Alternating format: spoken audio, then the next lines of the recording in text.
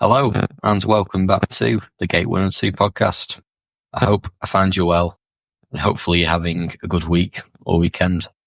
Game number 18 I'll be talking about today. Can't believe we've done 18 already. But this was England's final game before setting off to Russia for the 2018 World Cup. England versus Costa Rica. And this game obviously followed on from the previous friendly, which was against Nigeria at Wembley, and this was another tournament warm-up game.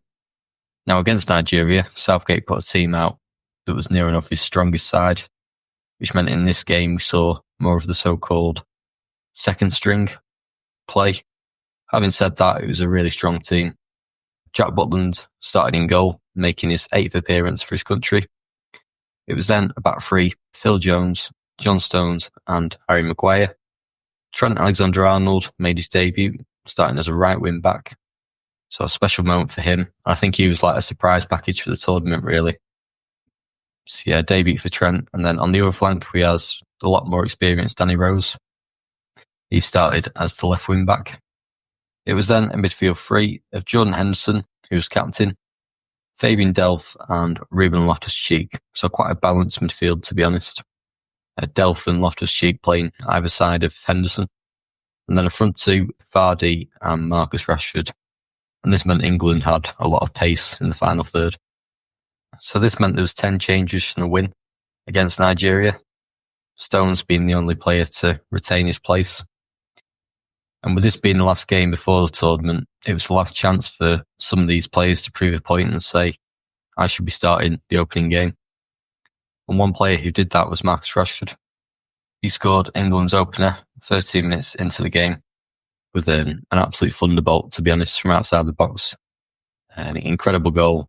And I seem to remember the ball almost wobbled like a beach ball when he had the shot. The swerve he had was just incredible, and probably one of the best goals I've seen watching England in my lifetime, to be honest. But if you're basing them off pure quality. So brilliant goal from Rashford, but not only did he score, he was playing with a real swagger, beating players on both the right and left wing, getting crosses in, doing loads of skills. I remember him doing a flick that game, or a trick, and I remember trying to recreate it in my back garden for months.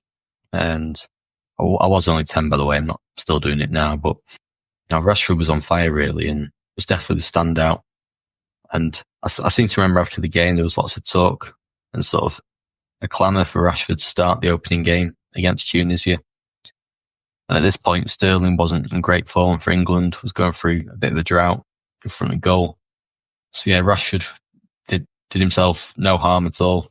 Yeah, a lot of sort of pressure on Southgate to start him after this performance. But it wasn't just Rashford who played well. It was the man next to him, leading the line, Jamie Vardy.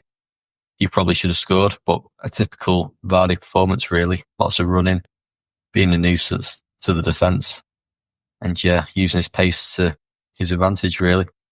And I thought the other great player was Fabian Delph. He had a good game, finding great passes, and he played sort of the left of a midfield three.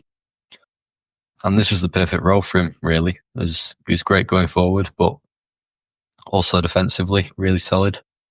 But England went into half-time leading 1-0, and a really encouraging first half, really. And there wasn't anyone who didn't play well in the first 45 minutes, to be honest. But the second half, England came out and the tempo of the game was slightly slower and it was a bit flat, really. And this ultimately meant Gareth decided to go to his bench and bring on a few players to sort of liven it up again.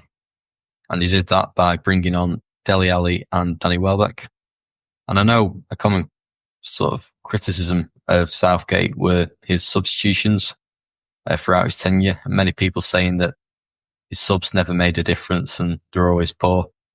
But this just wasn't the case for me, as people forget about the many times when his subs had a positive effect on the game. And this was the case here. So with 50 minutes to go, Dele Alli crossed the ball into Danny Welbeck, who headed into the back of the net, and England were 2 up and have doubled their lead. So a substitute assisting for a substitute.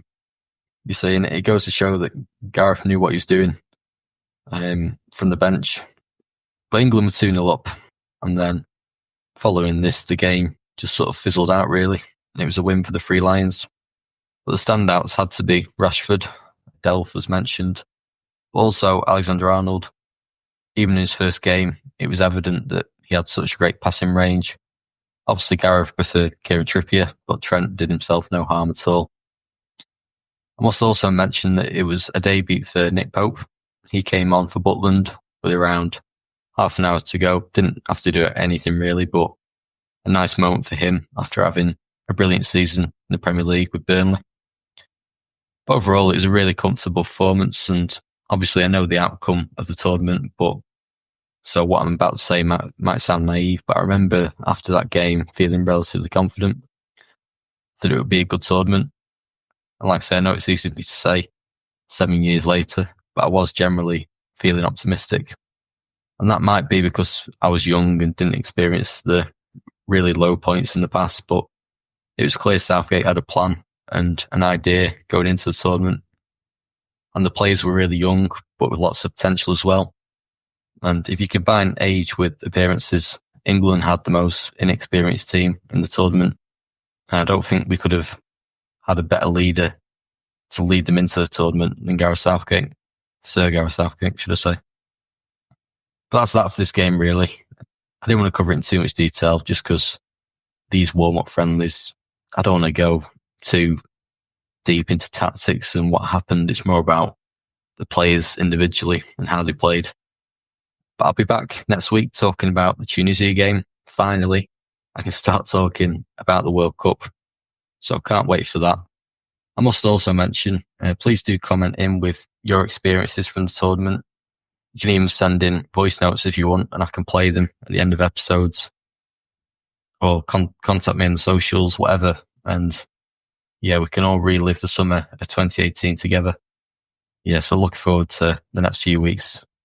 But that just leaves me to say, as always, thank you for listening. Always appreciated. And until next time, take care of yourselves, and I'll see you later.